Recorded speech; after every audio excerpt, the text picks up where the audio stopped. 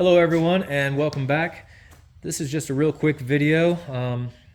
This might help some other bladesmiths out there, maybe that ran into the same issue that I've run into. If you watched my last blade build, and I'll put a link right here so you can check it out, I essentially ruined a blade during the final stages. I was putting the edge on this beautiful Damascus blade, and I didn't really feel comfortable when I was putting the edge on. I've used the vertical flat platen to put an edge on pretty much all my blades, most of them anyway. I've got other tools that I can use to do that, but this is kind of the quickest, easiest way if you don't screw it up. And I screwed it up because I didn't really feel comfortable in this position, going back and forth from left to right. And I kind of just ended up with a lot of inconsistencies along the angle of the edge. And I kept trying to push through it, and long story short, I just kind of screwed it all up. I feel much more comfortable working at this angle. I have better control going left to right, and so I decided to put some support behind the belt here so that I could have the option to put my edges on without having to go to this position. You could do it without having a secondary platen behind here, without the support, but you'd be doing it with a slack belt. And if you have a slack belt and you're trying to put an edge on, the soft edges of the belt, they kind of mess up your consistency. They'll leave little waves along the edge.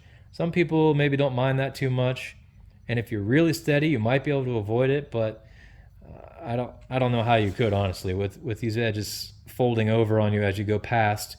And even before you put any weight on it, when this thing's spinning, it tends to have a little bit of a drop off on, a little bit of cupping along the edges of these belts.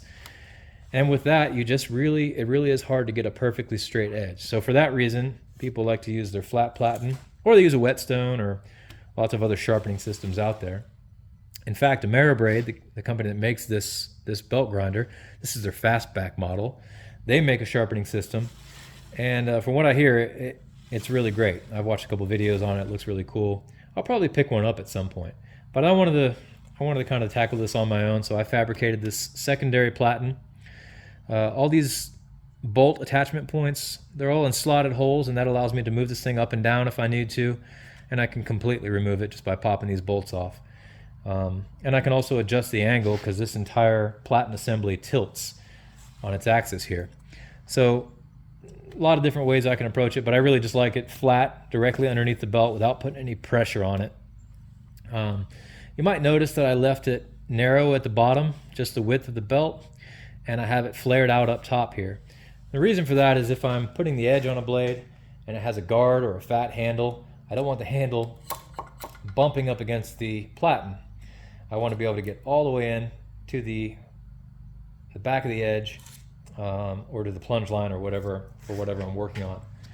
But I flared it out up top here because I got the idea that this could be really useful for helping me lay in bevels on things like chef's knives, or any knife that doesn't have a real distinct transition from the bevel to the primary flat, or from the bevel to the tang.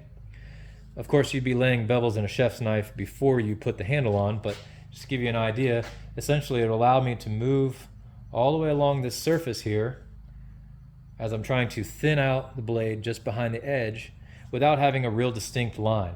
So having that big wide surface will just give me that kind of comfort. If you're trying to do that, you can do it on a flat platen that ends right where the belt ends, but you do kind of run the risk of teetering a little bit, and then you put a little bit of a nick in the blade, or a deep gouge. And just to help me avoid that, I left this support up on the top here that will allow me to move the blade freely and really blend into those transitions. That's the idea anyway. I've used it to do some edge work, and it works really well for that. I have not used it to put any bevels in yet on any chef's knives, but I'll be trying that shortly, and we'll see how it goes. Anyway, I'm pretty happy with it. If you have any questions about the design or suggestions, feel free to leave them in the comments, and I'll get back to you. All right, we'll see you on the next blade build.